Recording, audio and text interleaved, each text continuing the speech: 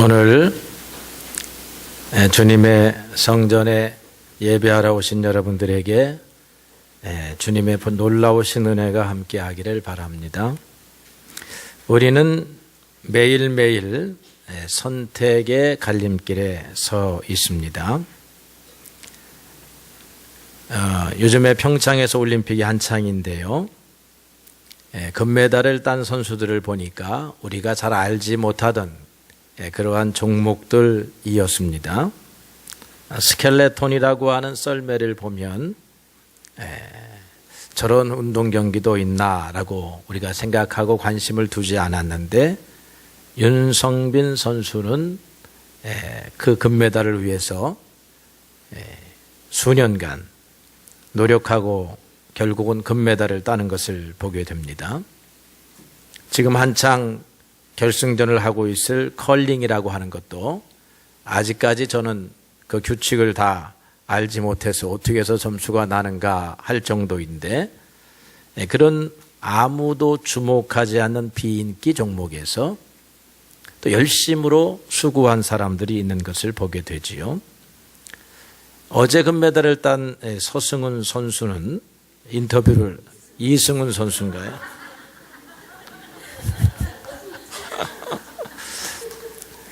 우리 서승훈 장로님이 이름을 바꿔야 될지 그 친구가 이름을 바꿔야 될지 모르겠네요. 인터뷰를 하는 걸 보니까 쇼트트랙의 선발전에서 떨어졌기 때문에 종목을 스피드 스케이팅으로 바꾸었다라고 하는 것입니다. 선택을 잘한 거지요. 그때는 쇼트트랙이 더 인기가 많으니까 거기에 줄을 서 보았는데 잘하는 사람이 많아서 선발전에서 떨어진 것입니다. 그래서 이제 눈물을 머금고 다른 종목으로 전향을 했다라고 하는 거지요.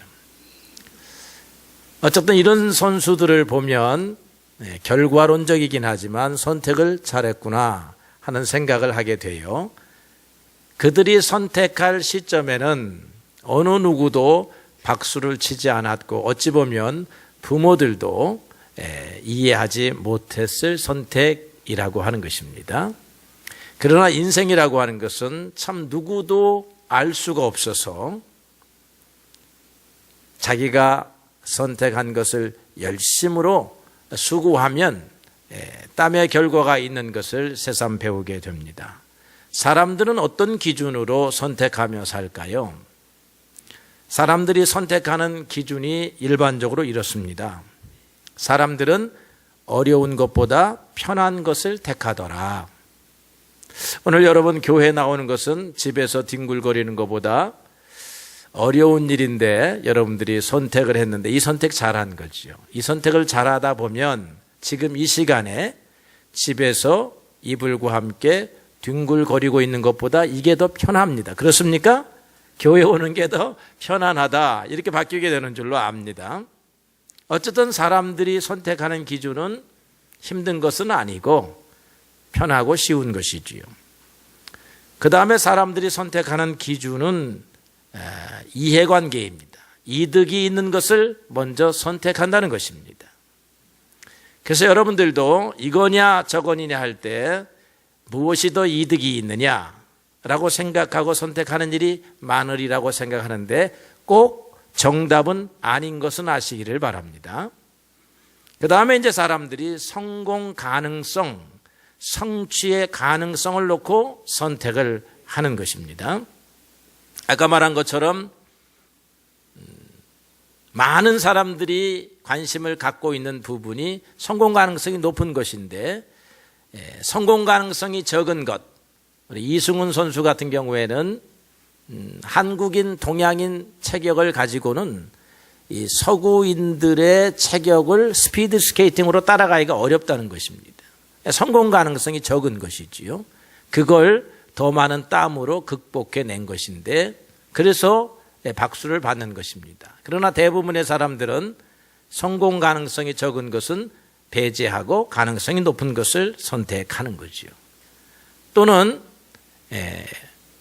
사람들의 강권하는 부탁, 요청, 이런 것 때문에 내가 하기 싫어도 하는 경우들이 있습니다. 제가 요즘에 와서 제 인생의 하나의 목표를 삼은 게 무엇이냐면 내가 하고 싶은 것은 하고 하기 싫은 것은 안 한다입니다. 아무리 누가 부탁을 해도 내 마음이 아니라고 하는 것은 하지 않겠다. 옛날에는 내 마음에는 아닌데 그래도 아는 사람이 부탁하니까 이렇게 해서 선택을 하거나 결정하는 경우가 있는데 그거 다 좋은 게 아니었습니다. 마음만 불편하고 잘못되는 일이 얼마나 많은지 몰라요. 그래서 여러분 주체적인 판단, 주체적인 선택, 결정이 굉장히 중요합니다. 여기서는 아닌데 심지어는 양심이 아니라고 하는데 그냥 어쩔 수 없는 관계 때문에 어쩔 수 없는 조직의 구성원이기 때문에 잘못 결정하는 경우들이 비일비재한 것이 우리들의 인생이지요. 그래서 우리는 주님 앞으로 와서 어떻게 선택해야 합니까? 하는 것을 물어야 하는 것입니다. 그럼 주님이 가르쳐 주시는 선택의 방법이 뭐냐? 그래서 성경은 근본적인 선택, 어찌 보면 선택의 원리, 원형에 대해서 가르쳐 주고 있는 것입니다. 그거 첫 번째가 무엇이냐면 하나님을 택하라고 하는 것입니다. 하나님을 택해라 하는 말을 우리가 잘 못 알아듣지요. 하나님을 택하는 것은 교회에 오는 것인가 보다, 기도하는 것인가 보다, 예배 드리는 것인가 보다 이 정도만 생각하지요. 그거 하나님을 택하는 중요한 방식입니다. 그러나 결정적으로 하나님을 택하라 하는 것은 하나님의 명령 또는 하나님의 지혜, 하나님의 율법의 방식을 따라가라 그런 말입니다. 그래서 우리는 예배를 드리면서 하나님의 말씀을 듣고 배우는 것입니다. 그래서 그 말씀에 따라서 우리가 판단하고 그리고 선택해야 한다라고 하는 것이지요. 사람이 선택권을 가졌다라고 하는 것은 축복이기도 하고요. 잘못 사용하면 저주이기도 한 것입니다. 세상의 만물에게는 스스로의 운명을 선택할 권리가 주어지지 않았습니다. 위에서 결정한 대로 하나님이 결정한 대로 갑니다. 천지 창조 이후로부터 천하 만물은 하나님의 정하신 방법에 한치의 오차도 없이 순응합니다. 태양이라든가 달과 별과 같은 행성들은 지구 역사, 아니 우주의 역사, 우리가 헤아릴 수 없는 이 천문학적인 시간 수백억 년 가운데 그 궤도를 이탈하지 않고 있다라고 하는 것입니다. 바닷물도 경계가 있어가지고 땅에 넘치지 못하게 하나님이 하셨다라고 하는 것이지요. 양은 여전히 풀밭에서 풀을 뜯고 너구리는 여전히 바위 틈에다가 잠자리를 마련하지 변경사항이 없다라고 하는 것입니다. 그런 면에서 볼 때 하나님이 인간에게 자유의지, 스스로 선택할 수 있는 지혜와 권리를 주신 것은 놀라운 축복이 아닐 수가 없습니다. 이것 때문에 우리는 인간을 만물의 영장이라 그렇게 부르는 것입니다. 그러나 성경 1장을 읽어보니 인간이 하나님이 주신 자유의지를 가지고 죄의 악을 선택하더라. 하나님의 말씀을 순종하는 길을 택하지 아니하고 반대되는 길을 택하더라라고 선언하고 있는 것입니다. 그래서 오늘 신앙이란 무엇이냐 하면 하나님을 택하고 하나님이 명령을 따라가는 것, 그것이 신앙이라고 하는 것입니다. 그럴 때에 하나님이 주시는 복락을 누릴 수가 있고, 그렇지 아니하면 하나님의 보호를 받지 못하는 것 자체가 화요 저주가 되는 것입니다. 신명기서 30장 19절의 말씀에는 우리가 하나님 앞에 순종을 해서 복을 받을 수도 있고 하나님의 말씀에 불순종해서 화와 저주를 받을 수도 있다라고 가르쳐주고 있다는 것입니다. 예수님이 시험받은 것을 보니까 사탄의 전략은 무엇이냐? 사람들로 하여금 하나님에게 절하지 말고 자기에게 절하게 하는 것이 그의 전략이었다라고 하는 거지요. 그래서 강력한 유혹을 줍니다. 나에게 절하면 돈도 주고 권력도 주고 천하 영광도 주고 네가 원하는 쾌락을 줄 것이라고 말하고 있고, 오늘날 정말로 많은 사람들이 사탄을 숭배하고 있습니다. 사탄을 숭배한다는 것이 어떤 비밀스러운 장소에 가서 예배드리는 것을 넘어서서 오늘 자기들의 삶의 현장에서 악행을 행하고 있는 사람들이 얼마나 많습니까? 더군다나 힘 있는 사람들의 악행, 이 갑질, 폭력, 오늘날에 지금에 와서는 성폭력의 문제가 굉장히 이슈가 되고 있잖아요. 그 힘 있는 사람들이 그 힘을 이용해서 말 못하는 사람들에게 이런저런 폭력을 행사하고 있는데, 그들은 하나님께 절하지 않는 사람들이요 사탄에게 절하고 있는 사람들이다라고 할 것입니다. 불행하게도 그들 중에는 많은 크리스찬들이 있는 것을 참으로 개탄스럽게 생각하는 바인 것입니다. 우리가 하나님을 믿는다고 하면 하나님을 두려워할 줄 알아야 하는데, 하나님을 두려워하지 않는 사람들이 온통 이 사회의 지도자들이 되었습니다. 여러분, 하나님을 두려워하셔야 하는 것입니다. 그래서 우리는 사탄의 유혹이 올 때마다 하나님만을 경배하고 섬기라고 하는 예수님의 말씀을 이렇게 굳게 지켜야 하는 것입니다. 오늘의 본문으로 돌아가 보면요, 무리들이 바라바를 선택하고 예수님을 버리는 장면을 우리들이 보게 됩니다. 빌라도 총독은 예수님을 십자가에 못 박고자 하는 대제사장 그룹, 그 그룹의 의도가 시기심에서 온 것이다 라고 하는 사실을 알아차렸습니다.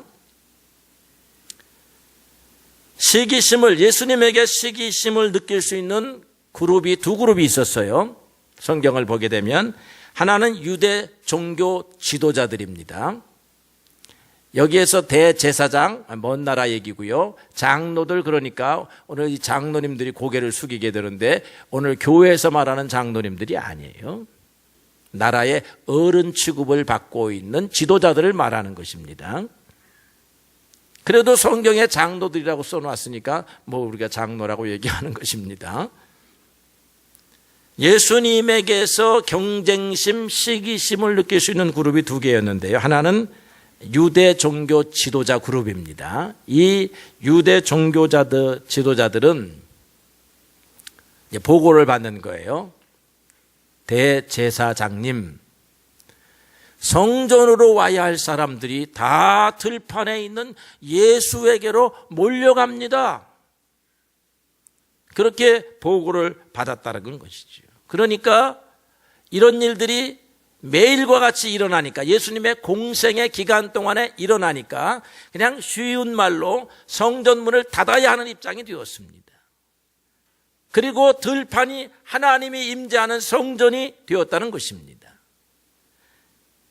이 유대 종교 지도자들은 그를 죽여야 되겠다라고 그렇게 결심을 하게 되는 것이죠. 이걸 깊이 분석을 해보면 무슨 싸움이냐 하면 허위냐 진실이냐 진짜냐 하는 그런 싸움입니다. 성전에서 드려지는 예배는 형식은 멋있었는데 하나님이 전혀 임재하지 아니하는 허위의 예배입니다. 거짓과 위선이 가득한 예배예요.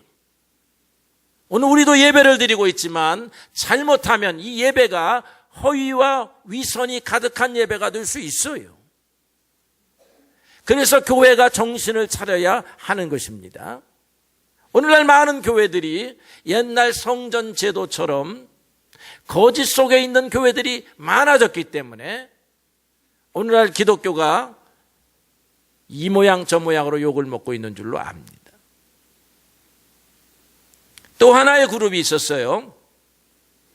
그는 세례 요한의 그룹입니다. 세례 요한의 제자들도 세례 요한에게 보고를 합니다. 선생님, 뒤늦게 출현한 저 예수라는 사람에게로 다 사람들이 몰려갑니다. 무슨 대책을 세워야 되지 아니하겠습니까? 라고 하는 것이죠. 그때 세례 요한은 하나님이 보내신 메시아가 나타났구나 생각을 하고 자기가 뒤로 물러섭니다. 그분은 흥하여야 할 뿐이고 나는 쇠하여야 할 세력이다 라고 물러섰고요. 이 종교 지도자들은 헤롯 임금과 같이 이 사람을 죽이지 아니하면 우리가 누리는 권력과 기득권을 유지할 수가 없다라고 생각을 하고 죽이고자 하는 것입니다. 여러분, 우리가 주님과 경쟁해서도 안 되겠고요. 또 주님의 사람들과 경쟁해서도 아니 되겠고요. 주님의 말씀과 경쟁해서도 안 돼. 주님의 말씀은 순종하는 것입니다. 이제 빌라도는 이것을 알아차렸는데요. 또 나아가서 부인이 간곡하게 요청을 합니다. 오늘 읽은 말씀에 보니까 꿈을 꾸었는데 그 꿈이 너무나 생생해서 깨어나지 않으면 안 될 그런 꿈을 꾸게 되는 것입니다. 이런 꿈을 우리가 한번 꿔봐야 돼요. 여러분, 개꿈 꾸지 말고 진짜 꿈을 꿔야 돼. 생생해서 뇌리에서 떠나지 아니하는, 이 가슴 속에서 떠나지 아니하는 그런 꿈을 가지고 하나님 이게 무슨 뜻입니까? 물어야지. 아무것도 아닌 거 가지고 와서 목사님한테 이게 무슨 꿈입니까? 물으면 저는 개꿈입니다. 그럴 것입니다. 잠을 잘 수 없게 하는 꿈, 눈만 감으면 떠오르는 꿈. 그 꿈을 통해서 하나님이 여자여 네 남편에게 가서 말하라. 그래서 여자가 달려옵니다. 남편에게 말하죠. 여보, 그 사람 옳은 사람이에요. 하늘이 나에게 계시해 주었어요. 당신도 아십니까? 빌라도가 안다 그래요. 나도 그 사람에게서 죄를 찾을 수가 없었어.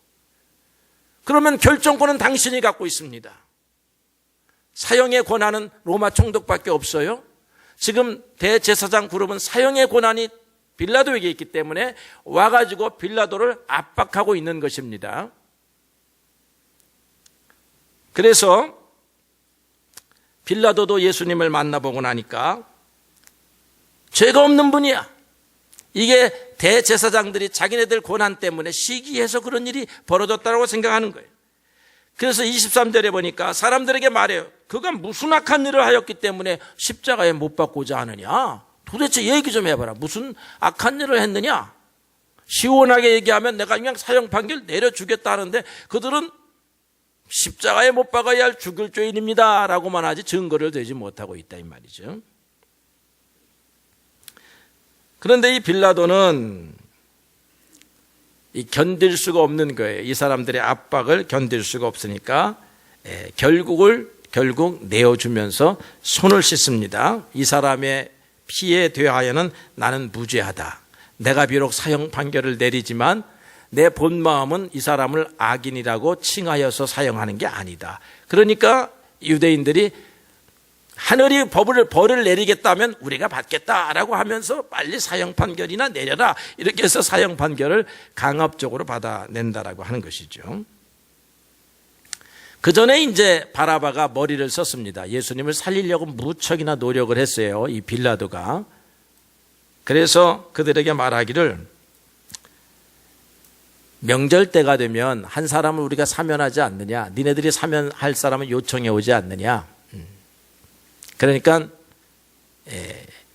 예수를 그래 너희들이 죄인이라고 하자. 사형 판결 내리고 사면하자. 그렇게 말하는 거예요. 그런데 그것을 유도하기 위해서 이제 빌라도가 이렇게 말합니다. 둘 중에 하나 택해라. 예수를 사면시킬래? 아니면 바라바라고 하는 사람을 사면시킬래? 바라바라고 하는 인물이 오늘 등장을 합니다. 이 바라바가 누구냐? 성경에 보니까 오늘 유명한 죄수라고 했고요. 누가복음에 보게 되면 밀란을 일으켜서 성중에서 예루살렘 성 안에서 밀란을 일으켜서 여러 사람을 죽였어요. 살인을 했는데 아마 그 살인당한 사람들이 로마 병사들이었을 것입니다.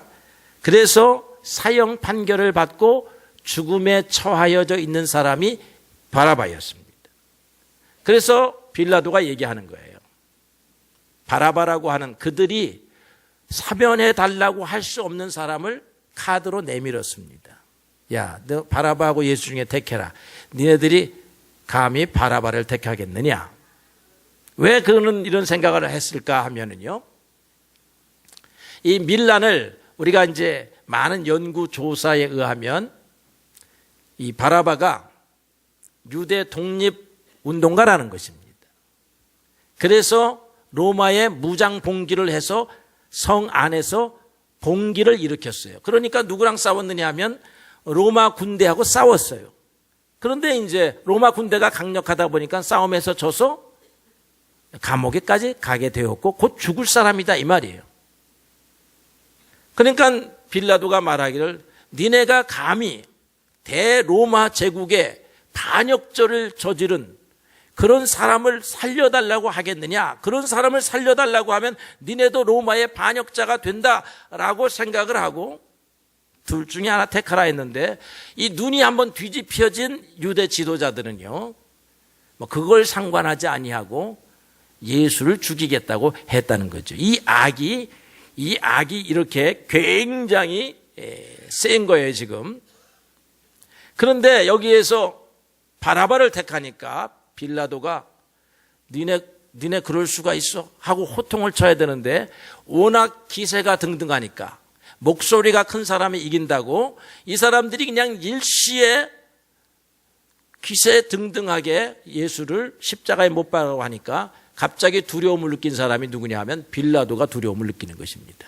이야, 이것들이 밀란을 일으키게 생겼네. 밀란을 일으키면 또 피해 숙청을 해야 되고 그러다 보면 이것이 로마 황제에게 보고가 되고 황제에게 보고가 되면 내 로마 총독의 이 예루살렘 총독의 자리가 위태롭게 생겼네 하고서는 그냥 내어주었다라고 하는 것입니다. 오늘 여기에 보게 되면 네 종류의 사람이 있는데요. 한 사람은 빌라도입니다. 지금 말한 것처럼 이 빌라도는 권력을 유지해야 됐기 때문에 의로운 사람이라 할지라도 내어주었고요. 그 다음에 유대 지도자들은 예수 때문에 자기들의 성전 제사 제도가 무너질 거라고 하는 기득권 때문에 예수를 십자가에 못 박겠다 한 것이고, 그런데 대제사장이나 지도자들이 소리를 지른 것이 아니라 돈을 받고 매수당한 일부의 사람들, 돈 때문에 예수님을 십자가에 못 박으라고 선동하는 선동꾼들이 있었고요. 그 선동꾼들에게 맞추어서 손을 같이 흔들어 대던 일반 민중들이 있었습니다. 일반 백성들은 예수님께서 예루살렘 성에 입성할 때에 종려나무 가지나무를 흔들고 자기들의 겉옷을 깔아 놓았던 그런 백성들이었습니다. 이런 백성들은 무지몽매해서 부안외동하여 예수님을 십자가에 못 박게 해달라고 그렇게 말한 것입니다. 이 사람들이 예수님을 택하지 않은 이유가 보면 권력 때문에 그랬고요, 돈 때문에 그렇고요, 그 다음에 무지몽매해서 예수님을 내어주었다라고 하는 것이지요. 그래서 오늘 우리는 예수님을 택한다라고 하는 것이 이런 측면에서 뒤집어 볼 필요가 있다는 것입니다. 여러분, 돈을 택하는 것은 예수님을 택하는 게 아니에요. 여러분 살아가면서 무엇을 택해야 되느냐 하면 돈을 택하는 것이 아니라 하나님의 말씀을 택해야 된다. 잠언서 보게 되면요, 3장에 보게 되면 지혜를 얻는 것이 은을 얻는 것보다 낫다 그랬습니다. 그 지혜의 이익이 정금보다 낫습니다. 성경은 우리에게 두 가지를 비교합니다. 지혜냐 아니면 금이냐라고 할 때, 돈이냐 할 때 성경은 지혜를 택해라 그렇게 말하고 있어요. 왜 지혜를 택하느냐? 성경이 말할 때 그것은 금을 포기하는 것이 아니고 지혜를 택해야 당연히 금과 은도 따라온다라고 하는 측면에서 그런 것입니다. 그래서 지혜의 오른손에는 장수가 있고 그의 왼손에는 부귀가 있다라고 하는 것입니다. 예수님을 택하면 돈도 오고 부귀도 오고 장수도 오는데 예수님을 버리고 돈을 택하면 오히려 죽음을 맞이할 수도 있다는 것이죠. 여러분, 구약 성경에 보게 되면 나만이라고 하는 장수가 있습니다. 아람 군대의 장군으로서 그 당시 모든 전쟁에서 승리해가지고 대장군의 칭호를 받은 사람인데, 어느 날 문둥병에 걸렸는데 이 문둥병을 돈으로 치료할 수가 없었다는 것입니다. 그리고는 이 문둥병을 기도를 통해서 치료받았다라고 하는 거예요.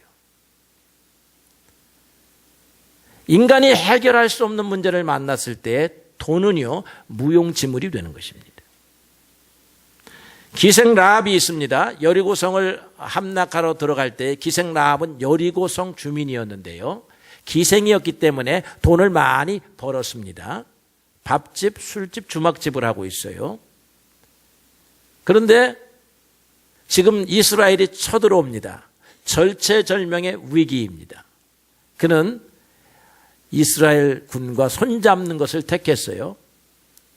그걸 성경에서는 믿음의 행위였다라고 말하는 거죠. 하나님께서 라합에게 눈을 열어주셨다는 것입니다. 그래서 지금 돈을 버는 게 문제가 아니에요. 중요한 게 아닙니다.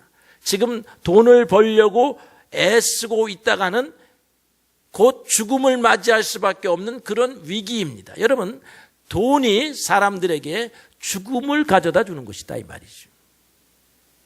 그러니까 예수님을 택한다라고 하는 것은요, 이 돈을 하나님의 은혜 안에서 버는 방법을 가르쳐 주는 것입니다. 그래서 여러분, 둘 중에 하나를 택해야 한다라고 하면 여러분들이 지혜를 택해야 된다라고 하는 것입니다. 그 다음에요, 사람을 택하고 권력을 택하게 되면 아니 되죠. 성경에 보니까 시편 118편 8절 9절, 하나님께 피하는 것이 사람을 신뢰하는 것보다 낫고 여호와께 피하는 것이 방백들, 고관들을 신뢰하는 것보다 낫다라고 그렇게 말하고 있습니다. 오늘 우리의 사회에서 일어나는 문제가 무엇이냐?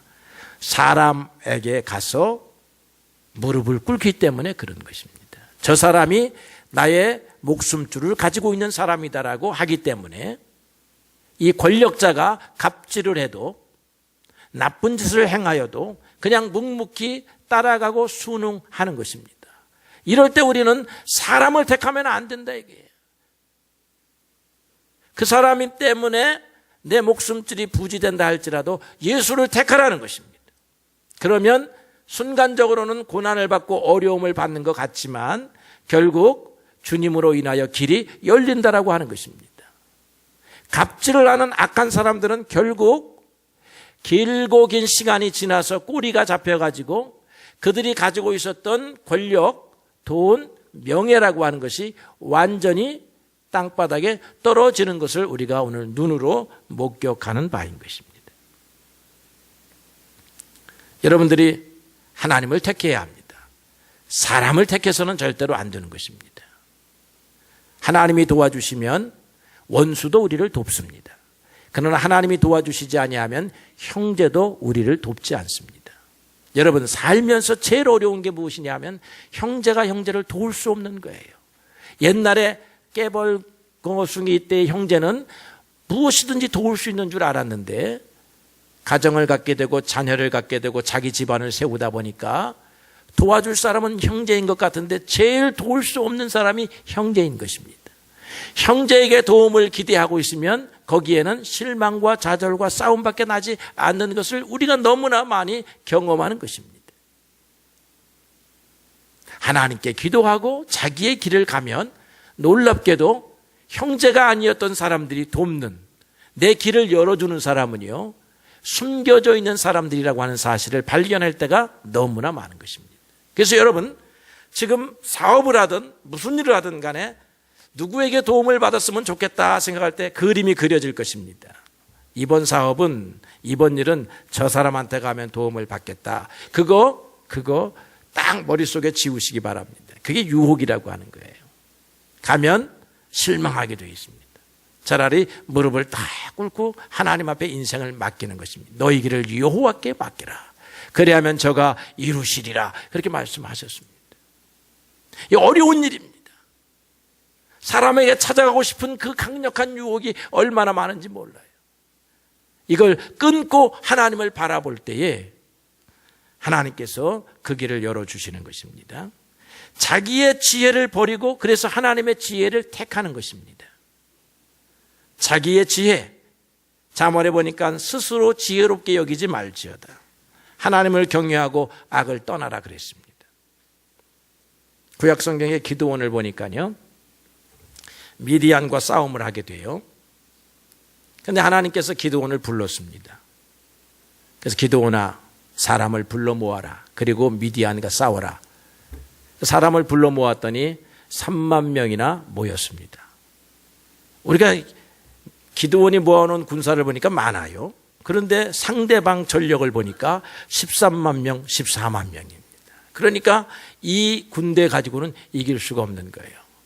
그런데 하나님께서는 더 불러 모아라 말하지 않아요. 더 불러 모을 병력도 없습니다. 오히려 그 중에서 두렵다, 힘들다, 그런 사람은 돌려보내라고 하는 것입니다. 아니 지금 오합지졸이라도 한 사람이라도 더 모아가지고 해야 하는 게 사람의 지혜인데, 두려워하는 사람, 집안에 일 있다고 하는 사람, 싸움에 의지가 없는 사람은 돌려보내라 그렇게 말하는 거예요. 이거 순종하기가 어렵습니다. 근데 기드온이 순종을 했더니 2만 명이 돌아가고 10,000명이 딱 남는 거예요. 어이구, 이게 더 물러 모아야 되는데 사람이 줄어들었습니다. 하나님께서 야, 물가로 한번 데리고 가서 물 먹는 모습을 봐라. 그랬더니 300명이 좀 희한하게 물을 먹어요. 그러니까 저 사람만 데리고 싸워라. 그러니까 하나님이 기드온에게 제시한 방법은 수용할 수 없는 그런 방법이라는 것이죠. 십자가에 달리신 예수님을 택하라 하는 하나님의 방식이나 300명 가지고 13만 명과 싸워라 하는 방식이나 똑같은 것입니다. 홍해가 앞에서 야, 지팡이를 내밀어봐라, 건너갈 수 있다라고 하는 하나님의 지혜의 방식을 우리가 따라가기가 참 어려운 것입니다. 그래서 믿음이라고 하는 것이 이 부분에 오면 어려운 거예요. 우리의 삶의 상황을 배제해놓고 믿음을 얘기하면 쉽습니다. 하나님 믿습니다, 도와주세요. 그런데 내 삶의 상황을 이 변수로 갖다 놓고 믿음을 얘기하고자 하면 어려운 거예요. 이런 상황에서 하나님의 방식을 택할 수가 있을까 할 때 어려운 것입니다. 그런데 기드온은 순종했다는 거예요.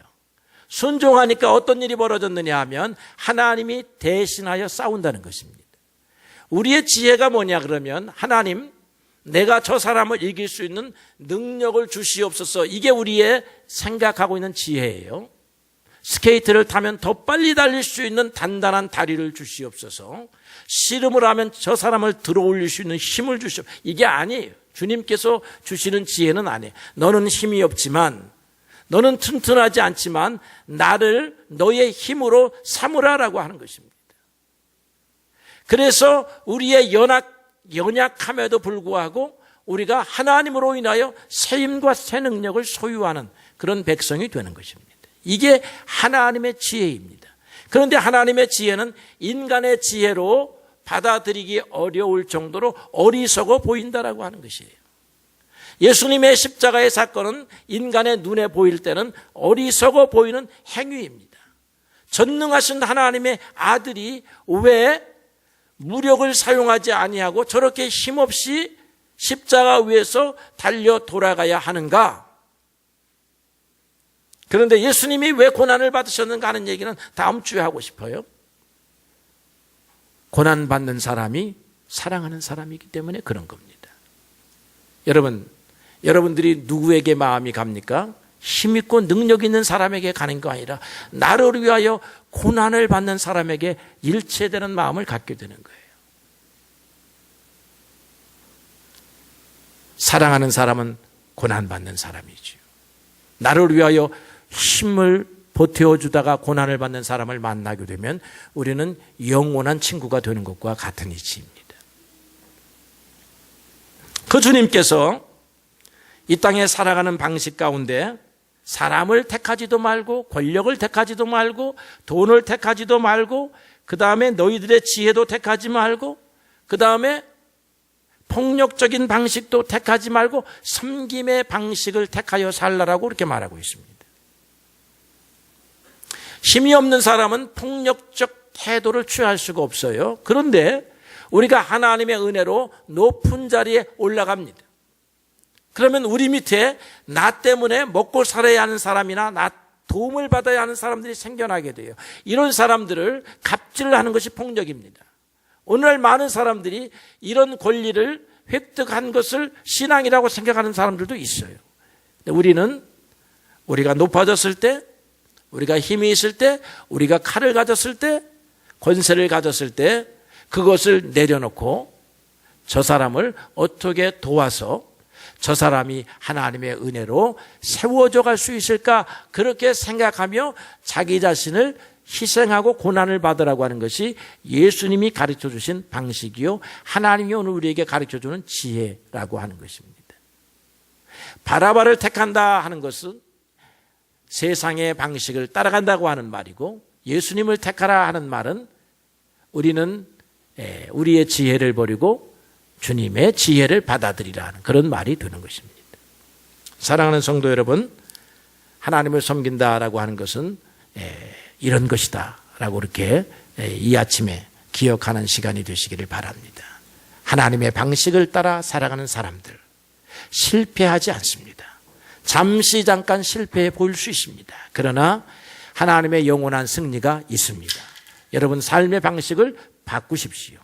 예수님을 따라가겠다라고 오늘 고백을 했으면 여러분들이 살아가는 방식을 바꾸시기 바랍니다. 바꾸어 주를 따라가게 될 때에 여러분 앞에 평탄의 대로가 열려지고 준비되어 있는 줄로 믿습니다.